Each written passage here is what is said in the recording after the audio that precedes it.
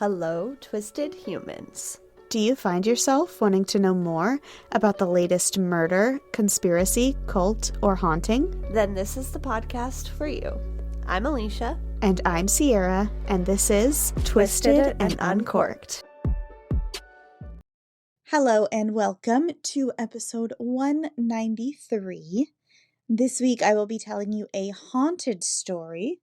This one has been covered in the past by a few podcasts, including some of our friends, like our honorary Funkle Richard Haddam.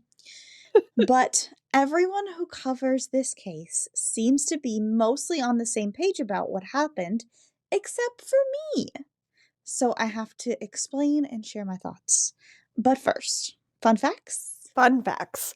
I'm just going to make a statement that I think we need to have Richard back on the show. I know. I Where's miss he him. been? He has been very busy with some new projects He from what has, I have seen. yes. So He has a podcast. yes, I saw that too. I haven't listened, but man, do I want to, because it sounds amazing. I I could heard listen to about that it on man this other talk all day. podcast. Oh, I know. I Did don't- you hear what it's about, though? No. So it's called Richard Haddam's, sorry, what is it called? Paranormal Bookshelf. Richard Haddam's Paranormal Bookshelf, okay? And he talks about the paranormal books, some that he helped write, that are in the room behind him, and about himself when he started writing it or helped write it or, read it or whatever. I'm like, man, I love this guy. No He's the kidding. Okay. coolest. I'm gonna email him and I'm gonna see what his schedule is looking like. How about that? Let's get a bonus episode going with Richard. Or we can have him on Bitch and Wine. That'd be fun. Richard. Yeah, I love that man. My fun fact is specifically designed for you as it is your favorite animal, but it's also kind of upsetting. So do with this information what you will, but giraffes are 30 times more likely to get hit by lightning than people. True, there are only 5 documented lightning strikes on giraffes between 1996 and 2010, but due to the population of the species being just 140,000 during this time, it makes for about 0.003 lightning deaths per 1,000 giraffes each year, and this is 30 times the equivalent of fatality for humans. So it's basically nothing, but it makes sense. They're closer to the sky, right? Yeah. Right? Those poor little buggers. Yeah, those poor guys. Every time I learn something about Giraffes. being tall, I'm like, man, I'm glad I'm short. I bet taller people get hit by lightning more too. I bet you that you are correct. Yeah. I'm going to just go ahead and assume that's right. And that is according to sciencefocus.com. The giraffe thing, not the Yes. tall human Yes, thing. that is is- according to us. Yes. Citing Alicia and Sierra 2025. Yeah. I love it. I also just wanted to quickly shout out our patron Becky, who made me feel so seen today on your episode 191 when we were talking about apologizing to inanimate objects. Yeah. At the end of the show, she's like, no, I definitely did that too. I threw a Barbie at a wall once and I didn't sleep for hours because I thought she was going to come to life and kill me. So I'm glad Oh it's my not just me gosh. that felt that way as a kid, / a little bit as an adult. Yeah. Chucky traumatized me, clearly. I traumatized my sister with Chucky. I vividly remember a time when I walked around, ran around, chased her around the house, holding the DVD cover, except it wasn't a DVD at the time because it was at the weird in-between between VHS and DVD, which was like C something. Yeah, CDRs or CD-ROMs. Yeah, the little, they looked like CDs, but they were movies, Mm-hmm. Anyway, I chased her around with the friggin' case to that in my house because I'm terrible. But anyway. I think that that's the rite of passage as an older sister. Yeah. That's what she gets for being younger. How dare you be born second? Yeah. I was the favorite.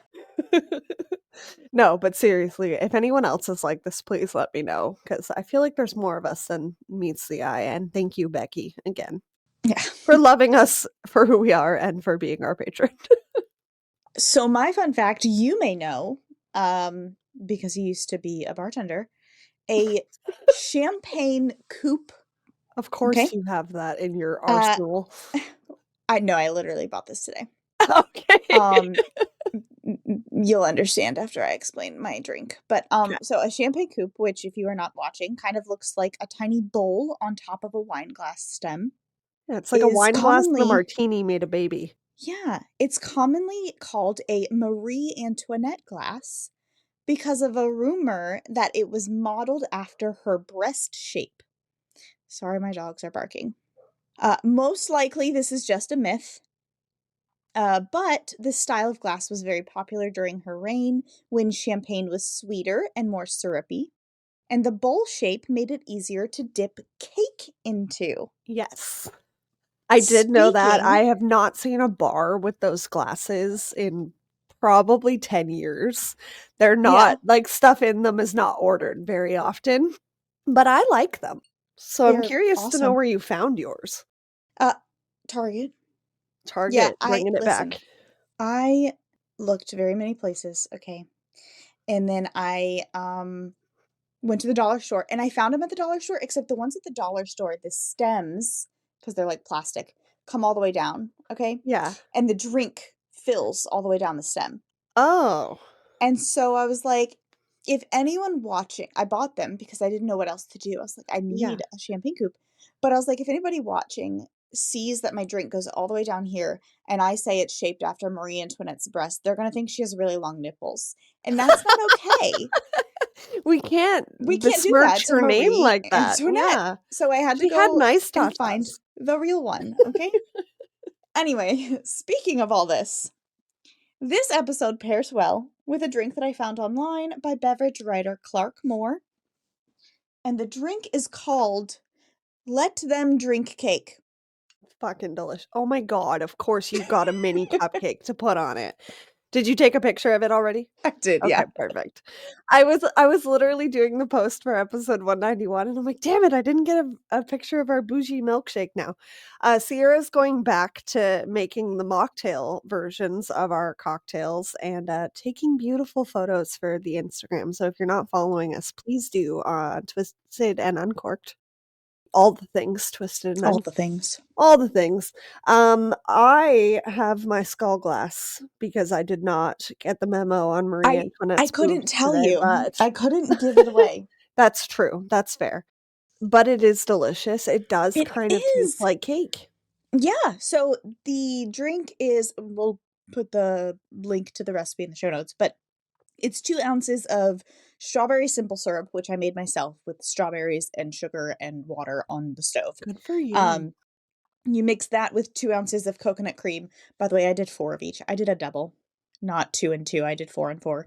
So you mix that together until it's like this thick, syrupy thing, and Mhm. it already that alone tastes like frosting. Okay, Yeah, it's so good.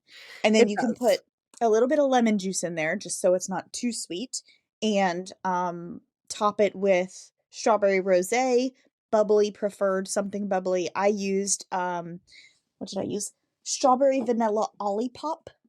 We don't have Um, those in Canada, but I did Google a strawberry soda beverage, and that yeah. came up, but I ended up using a strawberry bubbly instead. Did you see that these have probiotics, botanicals, and plant fibers in them? They're, Yes. like, actually healthy. I Yeah. love these little things. It's Yeah. actually disgusting by itself, but Yeah. it's really good in this drink. So It's moral of the gross. story is make this cocktail/mocktail along with Yeah, us. and I didn't need very much of the Olipop, but it's okay No, because just a my smidge. children wanted this drink as well, so I didn't waste it. It worked Perfect. out. Well, cheers to that because it's delicious. Alright, we're gonna drink some of our cake, and we will be right back. When we come back, I will explain why this drink pairs well. But first, we're gonna hear a promo from Jen, at Case Uncovered. tell me a story. Okay, so Marie Antoinette was the very last queen of France, having married into the family at age 15 and becoming queen at 19.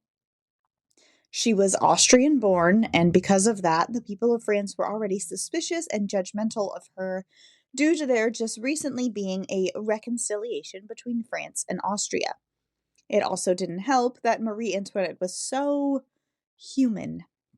She was not some stick up her ass royal. She was a kid and had no idea what she was doing. She often, without even realizing it, messed up the French customs that royals were supposed to use, which annoyed the people of France. But they disliked her father in law even more, so when he passed of smallpox and she became queen beside her new king, King Louis XVI, it was just fine for a while until people got fed up with her living her best life. I don't know what they expected of a child having that much money, but they did not like that she was enjoying herself. She spent very much of her money on hosting balls and game nights where she gambled with large sums of money, on instruments that she played and sang with, and on activities to keep herself amused. She was just trying to have the time of her life while being stuck in a very political marriage, and she tried to do most of this in private, in the Petit Trianon, a smaller mansion on their property that was gifted to Marie by her husband, where she had an apartment to herself, which sat on her own 5 acres, nestled in the 30,000 acres which made up the Palace of Versailles and the estate of Trianon. The way of the French, the way of the French royalty back in the 1700s was to have most of their life public, though. Even public meals, where the people of France could just watch them like they were a display in a zoo. And that's when she got into trouble. When Marie tried to do the queenly thing of being involved with politics and helping her husband king in any way, the people hated that too, because she was just the Austrian. She couldn't win for losing. August 10th, 1792, was the day of the insurrection, the day she and her husband were imprisoned, the day the revolution began. And eventually, Marie Antoinette met her tragic demise. But that is enough history lesson for today. We will actually be talking about dead Marie Antoinette, possibly in ghost form, or more specifically, all of the ghosts of Versailles. Drink time. I'm excited. The version of history that we don't get to learn in school. Right? So on August 10th, 1901, 109 years later, all right, from the day the revolution began, Charlotte Ann Moberly, 55, and Eleanor Jourdain, 38, took a self-guided walking tour at the Palace of Versailles. P.S. Before I get into this, there's a lot of French. I do not speak French at all. I might need your help correcting me. Okay. One of the things that is not French is Jourdain. I know that. She is an English woman, okay? Otherwise, it would not be pronounced that way. Anyway, Charlotte was the headmaster slash house mother of sorts, technically a principal, of St. Hugh's College in Oxford, England, a school for women. It started as just a small group of women, like 4 of them, because this is the, late 1800s, early 1900s. Yeah, that's insane even for that period. Yeah. Yeah. Yeah, Love like it. 4 women went to college. Yeah, I mean, you gotta Um, start somewhere. yeah. It's fucked up that that was even a thing we weren't allowed to do, but that's a separate problem. And Charlotte was a trusted woman who could lead these women on a good path. But as the attendance grew, Charlotte needed help, an assistant principal. Eleanor had experienced tutoring young girls in France. She was educated herself and known for having authored textbooks. Her name came up as a possible option for the assistant principal, but the 2 women didn't know each other yet. So Charlotte traveled to France to meet up with Eleanor and see if they'd be a good fit to work together. The 2 women took the tour together as a way to get to know each other, talking all the way. Neither of them knew much about French history of 100 or 150 years ago. Charlotte had never experienced France, and Eleanor was busy teaching and learning about more serious things like the possibility of the German takeover in 1901. And sure, she lived in France, but you never do the touristy stuff when you live there. She wanted to be a good host to Charlotte, though, so they went. As I mentioned earlier, the Palace of Versailles was 30,000 acres. To put that into perspective, Disneyland California's most recent numbers say that it encompasses 500 acres of land, including the hotels.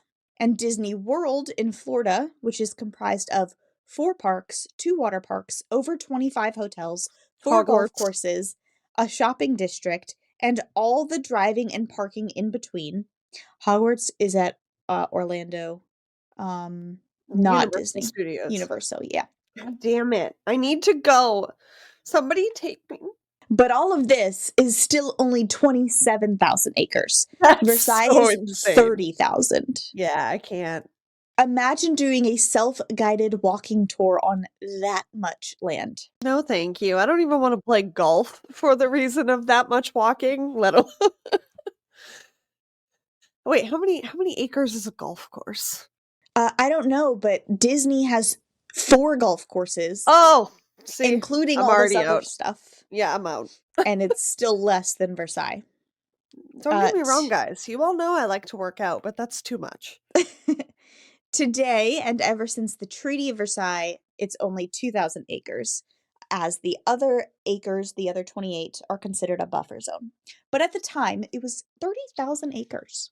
Unsurprisingly, the women got a little lost at some point during their tour, but they just continued on, being shown the way by helpful people along the grounds.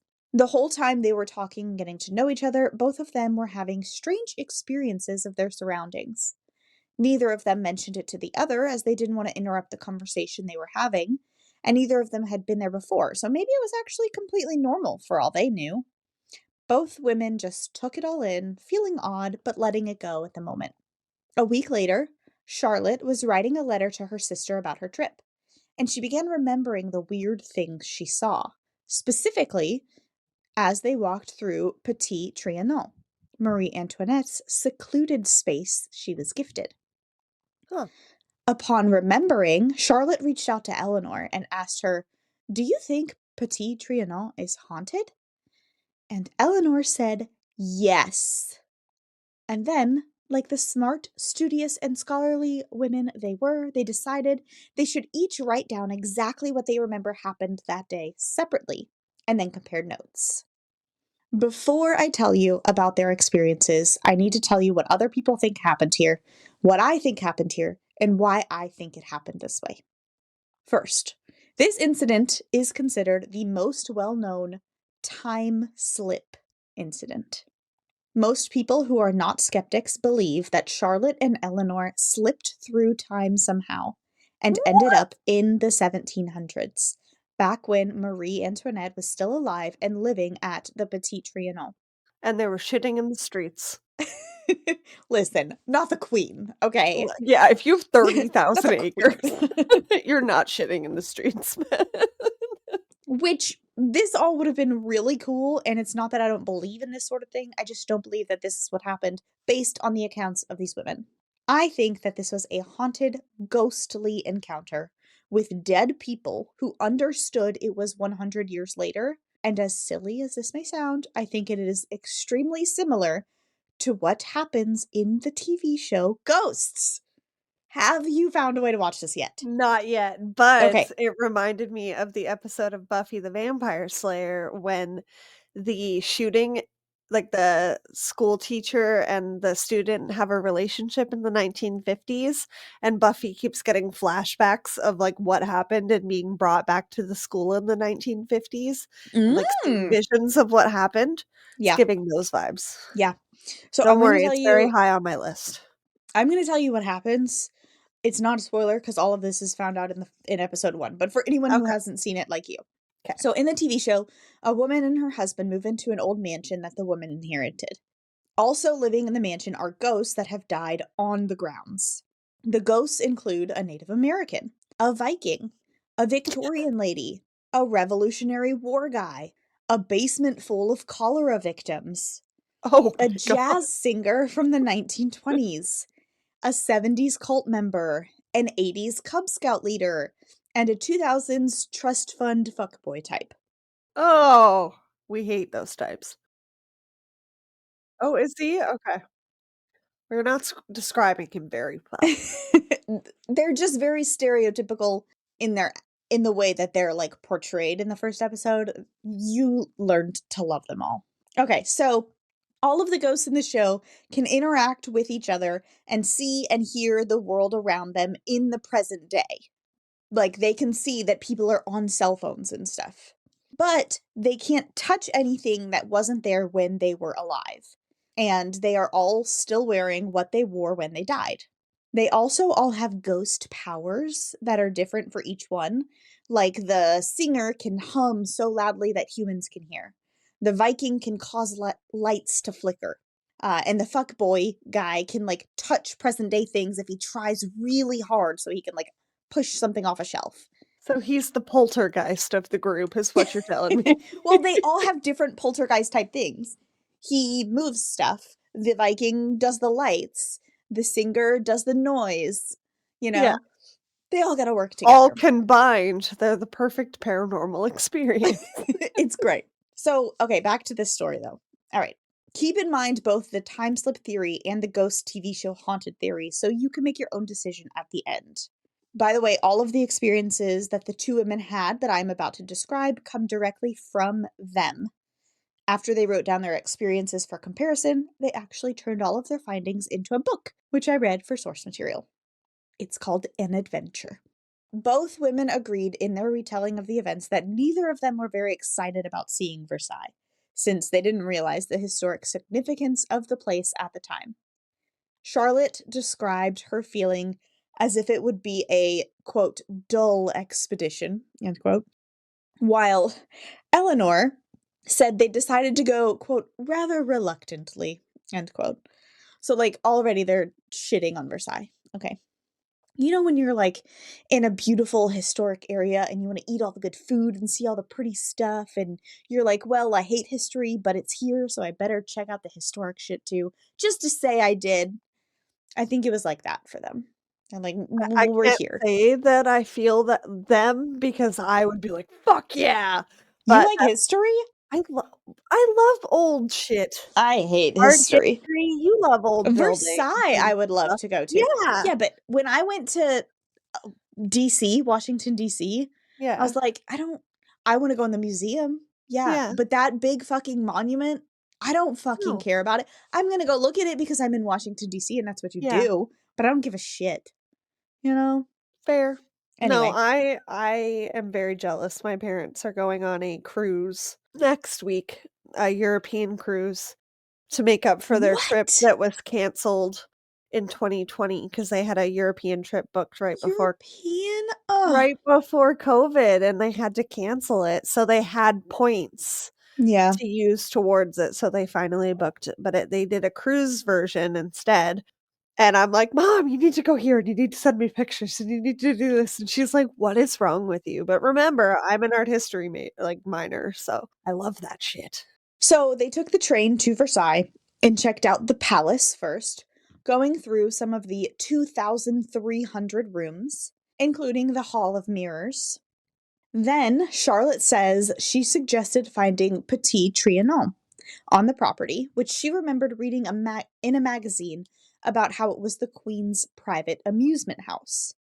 Charlotte said that she remembered it being really hot in the days and weeks leading up to this August 10th, but this day particularly was overcast and breezy, and really a great day to be out walking, which was a good thing because they ended up going the very long way to Petit Trianon by accident. They walked down a long path following a wood line until they came upon the Grand Trianon first. Eleanor saw a gate that was open and leading to a path which she assumed was an entrance. And so she said, quote, "Shall we try this path? It must lead to the house." End quote. Charlotte went along with Eleanor's suggestion, assuming she knew the way. She was, however, a bit surprised that Eleanor didn't ask for directions from a, quote, woman who was shaking a white cloth out of the window of a building at the corner of the lane, end quote. Eleanor, however, did not see this woman at all. They continued on, talking all the while about their accomplishments and their mutual acquaintances, stopping to look into farm buildings they passed along the way. Charlotte makes mention of seeing a carved staircase inside one. Eleanor mentioned seeing some farm equipment around. Neither woman saw what the other did here. That's so crazy. Yeah. Continuing, Charlotte mentions coming to 3 paths and seeing 2 men down the center one. Eleanor does not mention the 3 paths, but says she felt saddened and lost at this time until she noticed those 2 men. Both women wrote that the men must have been gardeners, as gardening tools such as wheelbarrows and a pointed spade were nearby, but they both made note of the strange clothing they were wearing. Charlotte described the men as being dressed like very dignified officials in long grayish green coats with small 3-cornered hats. Eleanor described the men as being in official dress, greenish in color, with something in their hands that may have been a staff. After later research, whatever these outfits were, they were way too warm for August and way too fancy for gardeners. Green was the color that the French royalty, specifically Marie Antoinette's guards, wore before the Revolution, though. So, thoughts. Both women said the men told them to continue straight on, but Eleanor noticed specifically that the men spoke in a, quote, seemingly casual and mechanical way, end quote, which she found so strange that she asked the question again in case they misheard her the first time. But they just repeated, go straight on, in the same manner, almost like they couldn't say anything else or maybe were distracted. Research from later suggests that Marie Antoinette's guards were often described as cold. They were polite, probably because they were ordered to be, but with the slight undertone of annoyance with ordinary people. Maybe this is why these people talking came off as mechanical. Eleanor then saw a cottage to the right of them in this spot. A woman and a girl were standing in the doorway, and she found their clothing to be odd, as both were wearing white kerchiefs tucked into the bodice, and the young girl, who was only 13 or 14, was wearing a dress down to her ankles and a close white cap. For context, the style of clothing most female children wore in 1901 France was knee-length dresses with lace and ribbon. After research, they discovered the clothing she noticed seemed to be from the late 1700s. Their theory later was that this was the wife and the child of a gardener who lived on the property. What? Eleanor Oh could my not god. If tell. you trigger a dream for me tonight, I swear I'm It'll be gonna good. be It'll be good. I've had 2 and they were both terrifying. Oh, this shouldn't be scary. This is fun stuff. It's so beautiful though. I would love to go here. Yeah. Fuck. Eleanor could not tell if the girl was about to collect the jug from the woman or was passing the jug to the woman, as she only glanced at them for a moment that seemed frozen in time, with the girl reaching up and the woman holding the jug slightly above the girl. Remember that for later. Charlotte did not see the cottage or the woman or the girl at all. In her reality, that did not exist. As the women continued straight on, both wrote in their accounts that at this moment they began to feel strange. Charlotte suddenly felt a deep depression overwhelm her, and she didn't know what could have caused it. It deepened as they walked on, but she didn't want to be rude towards Eleanor or to be considered strange, so she did her best to hide this feeling and continue the conversation. Eleanor, separately, wrote that she felt that the way that they were told to go seemed to be away from where she thought she should have been going. But she began to feel, she began to feel a sense of loneliness and depression, almost scared for what lay ahead. She said, quote, I began to feel as if I were walking in my sleep. The heavy dreaminess was oppressive, end quote.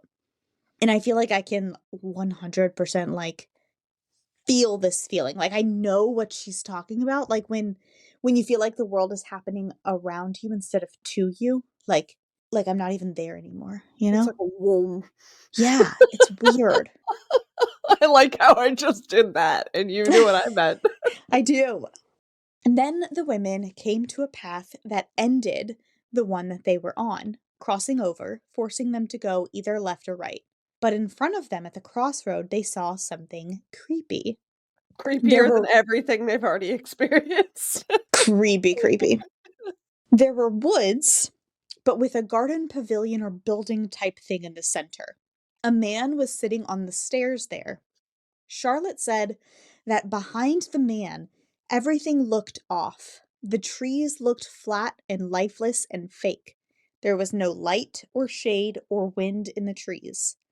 She described it as like looking at a woods scene on a tapestry. And the man, wearing a cloak and a large shady hat, looked towards them with a face that she described as, quote, most repulsive, its expression odious. His complexion was very dark and rough, end quote. Eleanor said the man was wearing a heavy black coat and a slouch hat. Seeing him made her fearful. She said he turned to face them slowly, and he had a face, quote, marked by smallpox, a very dark complexion, and the expression was very evil and yet unseeing, end quote. Later research led the women to believe this may have been a man named, okay, prepare yourself, Joseph Hyacinthe Francois de Paulet de Rigaud, the Count of Vaudreuil. I'm going to Nailed call him it. Count V because fuck all that. Count V. This man, Count V, this man was Creole, explains the dark complexion, and had survived smallpox, leaving him scarred, explains the face. He worked for the royal family and was rumored to have a sort of fling with Marie Antoinette's best friend. He was also, however, known to stir up trouble for the royal family, and they all allegedly secretly hated each other. He acted in a play once as a character that wore a black cloak and a sombrero, so that explains his outfit as well. It's like the most random fucking outfit as Yeah, well. Like when I'm picturing that, I'm like, what? yeah. And so what's crazy is like they're writing down what they saw. And Mhm. throughout the course of 10 years, they researched the things that they saw, like what could this have been? And Mhm. that's what I'm adding in the notes is this is what it could have been according to 10 years of research. So like it's not like they had the knowledge It's of not like they have Count a V. photo of what Yeah, this man looked like. Yeah. they didn't know who Count V was and then say, "I think we saw him because he looked like this." No, Yeah. they said, "Who the fuck is this dude in a sombrero?" Maybe it's Count V. I mean, how many people were walking around wearing sombreros at the time? Like, I feel like that narrows it down a Zero. little bit. Zero people because this man is from 1780 and it's 1901. Both women wished to go to the right for an unknown reason. Charlotte remembered specifically thinking, quote, nothing will induce me to go to the left, end quote. But before they chose to go either way, they both heard running right next to them. No. They looked around to see who was running towards them, didn't find anybody, and when they stood back and faced the front, a man appeared out of nowhere in front of them. Was he Charlotte, wearing a sombrero? no, but he was, no. He was wearing a creepy hat, but that's because it was the Oh, style at the time. But this guy's not creepy. okay, it's not like Hat Man related. No. All right. Charlotte described the man as a handsome gentleman, tall, with large dark eyes and crisp, curling black hair, and a dark cloak draped over him like a scarf. She said, quote, his face was glowing red, as through great exertion, as though he had come a long way. At first I thought he was sunburnt, but a second look satisfied me that the color was from heat, not sunburning. End quote. So, like, this man is out of fucking breath. Eleanor described the man as being young with a quote unquote rather florid expression. and long dark hair with dark heavy material clothing and buckle shoes. Both women heard the man calling out to them in a French they did not quite recognize, a phrase that roughly translated to, "Ladies, you must not go this way. It's this way. Look for the house." Charlotte didn't quite understand him, as her French wasn't great, and Eleanor said his accent was unusual, and her French was great. Eventually, upon retelling the story to others, they discovered that the accent was likely an Austrian one. Marie Antoinette was Austrian. They also discovered a suggestion that almost these exact words were said to Marie Antoinette by a page on October 5th, 1789. This October day is said to be the very last day that Marie Antoinette ever stayed at her Petit Trianon. The page allegedly received word via letter that a mob was on its way to Versailles and would be there within the hour. They were angry about recent choices made by the royals. Marie Antoinette allegedly planned to run through the woods of their land, a shortcut to get to her husband, the king, and discuss what was happening. The page then said to her, "You must not go that way. Go this way, to the house." And he brought a carriage to collect her. So the same words he said to Charlotte and Eleanor, he said, or someone said to Charlotte and Eleanor, he said to Marie Antoinette 112 years ago.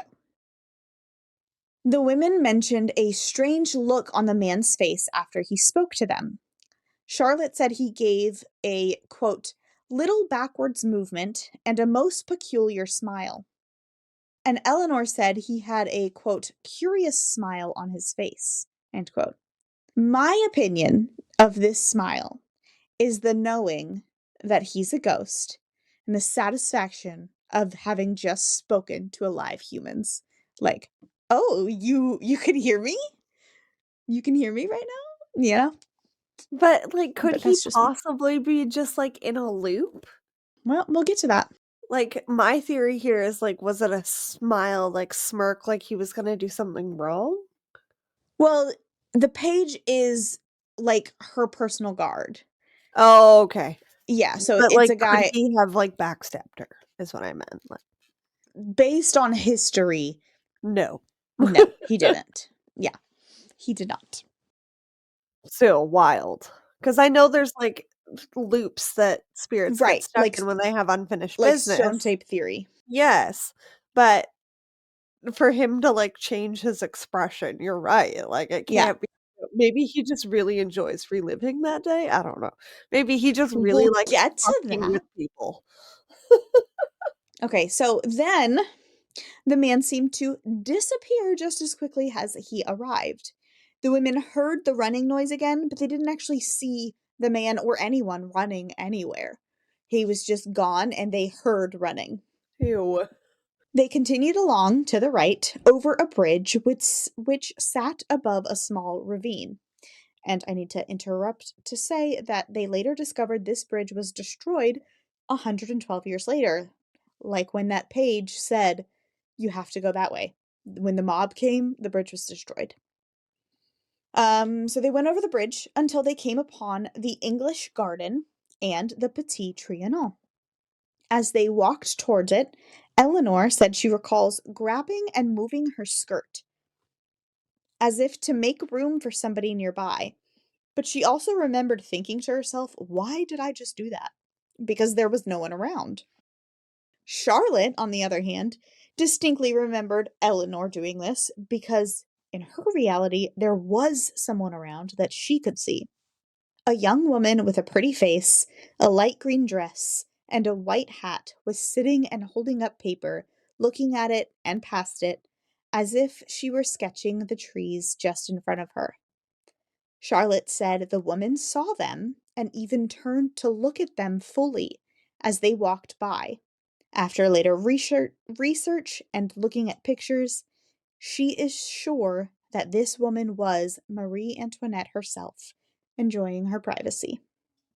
The women went up the steps to the terrace, and Charlotte says in her account that she was, quote, beginning to feel as though we were walking in a dream, end quote, much like Eleanor described earlier, the dreamlike.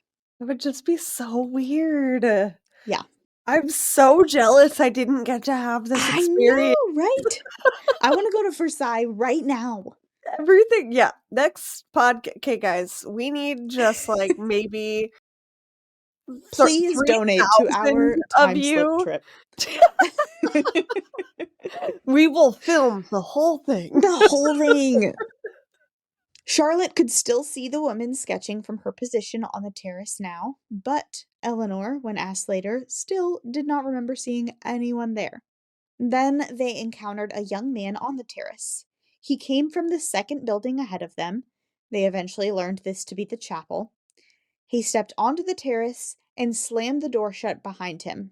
They remember the loud bang of the door slamming. He told them the way in was the other way and offered to show them.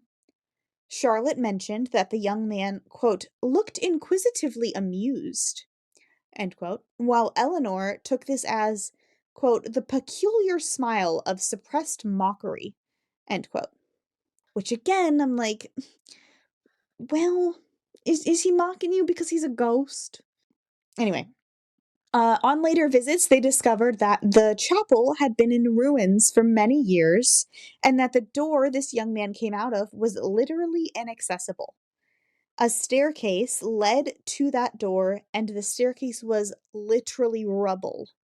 So the bolted, locked door was just like in a second story position that you can't get to unless you're flying. Like it's up there, you know? Yeah. So again, I am interpreting this entire experience right now as a ghost who can walk through walls, knows he knows better than these women, and is also kind of surprised at himself for being heard by the living. But I also watch way too much TV, so I understand, like, what you mean about it giving ghosts vibes, like, yes, even without, like, just knowing what the show is about, I mean. yeah.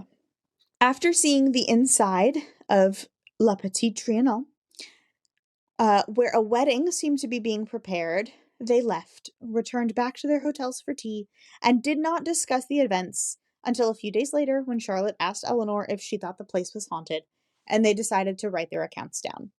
As the months went by, they continued chatting about their experience. They hadn't started working together yet, and Charlotte had gone back to England, so they couldn't discuss it often. When they did, though, they were determined to get to the bottom of it. Eleanor took other girls to Versailles to see their experience of things. They talked about, uh, Eleanor and Charlotte talked about the men wearing such heavy clothes on a warm August day, the strange colors, the people they saw, the people they didn't see. Eleanor mentioned that she had the impression that day of there being people all around her she couldn't see. And then they realized the significance of August 10th, being the day of the start of the revolution. Not only did they write up these accounts, they revisited and did research on the place. They asked around about Versailles and heard rumors about other people having seen ghosts there. There was a legend that said on one certain day every August, guests report seeing Marie Antoinette in the garden of Petit Trianon in a green dress and a white hat, as well as the other old timey people who used to be there with her. The women drew a map from the way they remembered the place versus the way it should have looked in 1901 when they were actually there. Much of what they remembered was eventually deemed historically accurate to what the Palace of Versailles would have looked like in the late 1700s. But some of it is beyond that. No one knows if it looked like that or not because no one alive in 1901 was alive in the 1700s to see it. All of their findings were all of their findings were recorded in their book, An Adventure, which they wrote under pseudonyms because they were principal and almost vice principal of one of the first ever women's colleges, and they didn't want to be considered crazy. So they didn't get like recognition for this. The reason many people believe this was a time slip is because Eleanor went back in the winter of 1902, and upon crossing over the bridge above the ravine, she found herself feeling a deeply depressing atmosphere again. She thought she didn't talk sorry. And though she didn't talk to anyone this time, she did see two gardeners who seemed to disappear into thin air after a glance in the other direction. And she could hear people all around her. She said it felt like they were bustling right past her in loud, heavy dresses and suits, with music playing off in the distance. She wrote the music notes of the tunes she heard later, and a professional said these could only be the sounds of a late 1700s tune. People didn't write music that way anymore. For me, I just cannot imagine the people of 1700 something interacting with women from 1901 like it was a normal thing. Like, if they went back in time, even though Charlotte and Eleanor couldn't tell that they were in the past or not, I think the different clothing, the different hairstyles, the different mannerisms by these women from 109 years in the future would be noticeable to 1700 something people, right? Like, I'm like if I went, if I personally went to 1920 dressed like I'm from 2025, those people would be like, what the fuck is that? Who is this woman? That woman is wearing pants. Yeah, like what's happening? Like, are those glasses even real? No, they're blue light glasses. What the fuck is blue light? You know, like Oh, they'd be so confused. man, So I how can't did wait to haunt people. So I just to me it doesn't feel like a time slip. I Yeah, can't imagine I agree those with people that. interacting with them. Okay?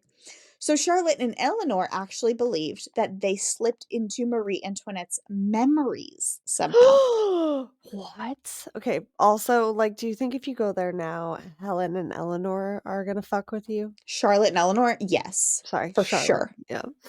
For sure. If They're they're also not, there. yeah, if they're Yeah. not, opportunity missed. Yeah. So they couldn't have been memories of what happened on August 10th, 1792, because the king and queen were already in Paris at the time. They weren't even in Versailles. But maybe when they got arrested and imprisoned that day, Marie daydreamed or remembered living happily, peacefully at Petit Trianon. Maybe she was remembering the beautiful gardens, the guards she loved, the gardener's wife and daughter living happily, herself enjoying sketching. Maybe in her memory, parts of the gardens she had never been to were only two dimensional or flat and lifeless, and that's why they looked like tapestry. Maybe she started to think about Count V, the pox scar guy, and remembered that he was an asshole who made her political life worse, and that's why the women found him scary, because she remembered him that way. Maybe in remembering him that way, her mind instantly led her to the memory of the page coming to her on the last day she was ever at Petit Trianon. Maybe that's why the women felt so depressed, because that's the way Marie Antoinette felt in her memory. This is literally what Charlotte and Eleanor wrote about in their book. They are like, this is what we did. We went through her memory. I am still not quite convinced on that, though. The interactions with these women from 1901 still throws me off. I just can't imagine Marie Antoinette's memory of herself was also looking right at Charlotte Herself. and Eleanor. Yeah. Like, because when they saw what they thought was Marie Antoinette looked at them. Like, does she remember looking at two random strangers from 1901, you know? True. Or is it like, you know, when you lucid dream sometimes and you ask somebody what date and time it is and they get like pissed off at you? Or they say that like, is it there's a type of dreaming that if you Lucid like dreaming is when you can, like, control control it what yourself. happens. Yeah. What is the type of dreaming where you're like in control but not where you're supposed to be? Like bad Like things can. astral planing, astral Yeah. projecting. Yeah, like, maybe it's, like, that kind of vibe where it's, like, she's looking at them like, "You're not supposed to be here," kinda Yeah, thing. maybe. 'Cause so many people Maybe. think that the dream world is just another dimension. But is the dream world from 109 years ago It could be if you're still the in my dream world fucking of head. today? I mean, like, you right now, whatever you dream about tonight, can someone in 109 years go to your tonight dream? I think at any well, 'Cause Art that's still, like, time travel. if dreams are just, like, different areas and different times of existence, couldn't anyone go anywhere at any time? Listen. I'm not a physicist, okay? Um, Sierra, I thought you were studying string theory in your spare time. so let me get back to my ghost TV show, okay? She's So all looking of at me this like, I don't disagree, but also yeah, I don't know what to yeah. tell you. I watch too much TV. Okay, so, And I don't. um Well, no, I don't, you but haven't you seen know what I this mean. yet. So this all of this is the same reason why I don't believe it's a stone tape theory haunting either, because why would they be interacting with the women if they were just doing what In they a were doing on different that time. day? The robotic voices, of the probably not gardeners, and even the page telling them what he told Marie Antoinette could support this, but the other interactions don't make sense. And then, of course, there's the more reasonable explanation that all the skeptics like to give, which is that they were unknowingly caught in a reenactment. But that's obviously the first thing they researched and asked about. There Yeah. were no permits given on August 10th, 1901, allowing any kind of reenactments or parties. However, many people point to Robert de Montesquieu as the culprit. Listen, this is my favorite paragraph I'm going to read all day. Okay. Robert is described by an author as, quote, tall, black-haired, Kaiser mustached. He cackled and screamed in weird attitudes, giggling in high soprano, hiding his black teeth behind an exquisitely gloved hand, the poseur obsolete. His homosexual tendencies were patently obvious, although he reportedly once slept with a woman, after which he vomited for 24 hours. End quote. So, I beg your pardon. this man Also, is he was like 7 different people? Like, what? he He's Robert liked to dress up flamboyant? very extremely. Okay. Robert liked to dress up and put on very quiet, very still shows. To get an idea of his art style, watch season 4, episode 7 of Gilmore Girls, titled The Festival of Living Art. Robert would use himself as well as other male actors who dressed up as both men and women figures of historic times and just would kind of stand there like a painting. This could explain the tapestry woods and the scary man who looked through the women. Maybe it was just a fake portrait. It could also explain the seemingly frozen little girl and woman with the water jug, just standing there, not moving. But it does not explain why only Eleanor and not Charlotte saw the girl and the woman, or any of the moving and talking people. Robert did not do that. Also, although Robert lived near Versailles in the late 1800s, by 1901 he had moved to Paris, and there was no reporting of him having done any reenactments in Versailles while he lived in Paris. So, fun theory, it's just not it. That's not the answer. But Of I love all Robert. I love Robert, I love okay? He's Robert. great. He is hilarious. I need to find a way to do a whole episode about him because I wanted to read his entire Wikipedia page to you. It was Please that good. do. It was Please do. so good. This Please man do. is legendary. Okay. So, of all of the possible options, the one that makes the most sense to me is that after death, we live again as ghosts in another dimension, in a place where we want to be. And on this day, the human dimension and the dimension of ghosts who wanted to be at 1780's Petit Trianon got kind of warped into one. The ghosts who live there decided to do what they love the most in the presence of the newcomers. Marie Antoinette sketched. The gardener's wife did chores with her little girl. The guards guarded Marie, as was their purpose in life. Count V wore his costume from the role he acted in and was proud of. And the page warned the girls of danger, the way he warned Marie Antoinette and likely saved her life, at least for a few more months when they were living. Charlotte and Eleanor both claimed to be at least a little clairvoyant as well, so maybe that's why they were the only ones who could see what was happening in the other dimension right at the same time as them. And that's what I think. It's Ghosts, the TV show, except 1780s. I love it. Honestly, I love it. And it's, like, funny too because, like, a lot of the depictions are based off of like, there's no pictures of these people. Like, they're Right! all paintings and memories Paintings! in themselves. So it's kind of a cool layering. Well, I loved it. I'm very thankful that you covered it, and I have no context on how other people have covered it, so great Yeah. job.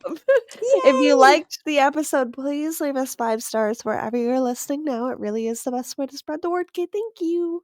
Anything, exciting you wanna talk about before we leave today? That I can watch Ghosts on Amazon Prime. Yes! That's my exciting thing too. I'm excited for you. I Also, literally texted Kevin while you were telling me the story and said, "When we eat dinner, can we please watch this new there's, show?" like, 4 seasons, so you guys have a lot to get through, and it's awesome. We do. We didn't know what we were gonna start next, and Buffy the Vampire Slayer came out, and I was like, "You know what? I haven't actually seen all of Buffy." And he's Yeah. like, "I haven't either." So he's like, "Let's do it." But I think we may need to transition. I'm in a world of spook right now, and I'm here Yeah, for it. well, yeah, Ghosts is not I mean, it's literally about ghosts, but it's like a sitcom. Like, it's like The Office. Like, it's funny and Is that why there's a quick. UK and an American version? Yes, exactly. Is it the same writers? I don't know, but it is exactly the same story because we started by watching the UK one. The exact same thing happens. It's just different actors. Literally the exact same thing. No offense, but I like the American version actors better. I just feel That's like they fair. do a better job, I don't know. That's fair. No, that's fair. Well, I'm gonna watch that tonight. Yeah. And yeah, we hope you guys liked the episode. If you would like more spooky content slash fun content, and you want to make us a Wikipedia page, uh, you can go to patreon.com/twisted and uncorked. And yeah, we've got some exciting stuff coming up. If you haven't listened to our episode with And That's Why We Drink as a bonus, go do that. All of the things. Mhm. And yeah, that's all I got for you. Sounds good. We will see you guys next week for my murderless episode. And in the meantime, keep Keep it it twisted. twisted. Twisted and Uncorked is a proud member of Weirding Way Media. Hosted and produced by Sierra Zorn and Alicia Watson. If you like the show, don't forget to leave a 5-star rating and review wherever you are listening now. It really is the best way to spread the word. You can check out all things Twisted on our website, twistedanduncorked.com, and we will see you next Tuesday for a brand new episode.